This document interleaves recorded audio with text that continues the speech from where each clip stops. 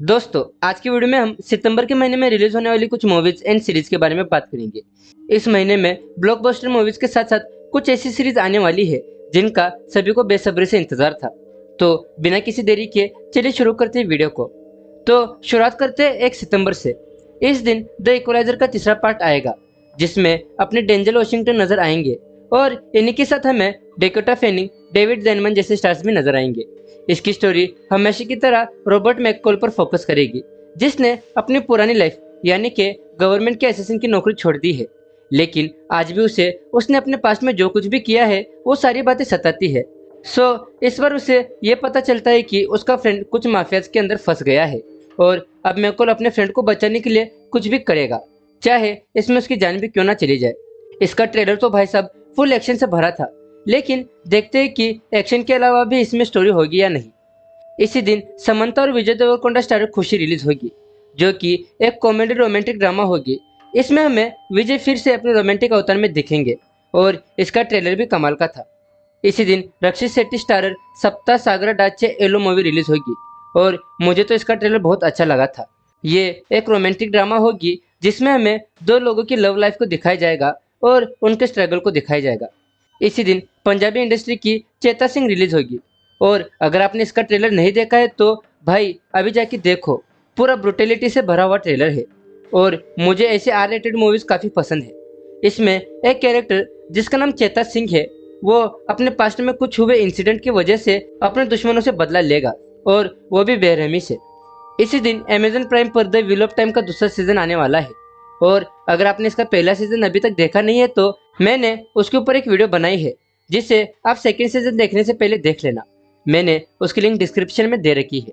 ये एक fantasy series है जिसमें मोरेन जो एक मैजिकल ऑर्गेनाइजेशन की मेंबर है वो ड्रैगन की तलाश में है जिसका पुनर्जन्म हो गया है। अब चलते हैं 2 सितंबर की तरफ। इस दिन सोनी लिव पर scam 2003 the Telgi story release होगी और इसमें हमें अब्दुल करीम तेलगी की स्टोरी दिखाई जाएगी जिसने 30,000 करोड़ का घोटाला किया था।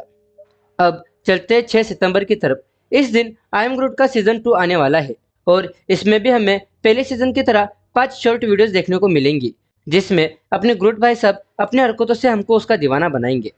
अब चलते हैं 7 सितंबर की तरफ। इस दिन शाहरुख सर की जवान आने वाली है और इसका बस तो भाई एक तूफान की तरह है।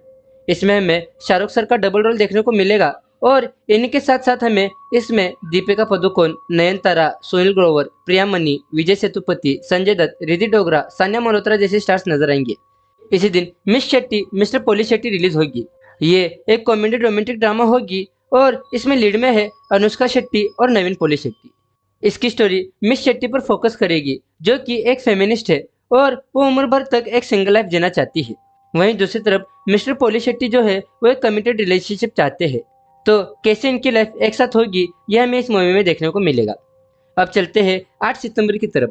इस दिन कंजरिंग यूनिवर्स की द नन 2 रिलीज होगी और इसके पहले पार्ट की स्टोरी 1956 के फ्रांस की थी जिसमें एक प्रिस्ट का मर्डर हो गया था। उसके बाद एक बुरी ताकत फैलने लगी। अब सेकेंड पार्ट में वो बुरी ताकत फिर से आ गई है और इस बार उसे फेस करेगी सिस्टर आयरन। अब चलते 15 सितंबर की तरफ।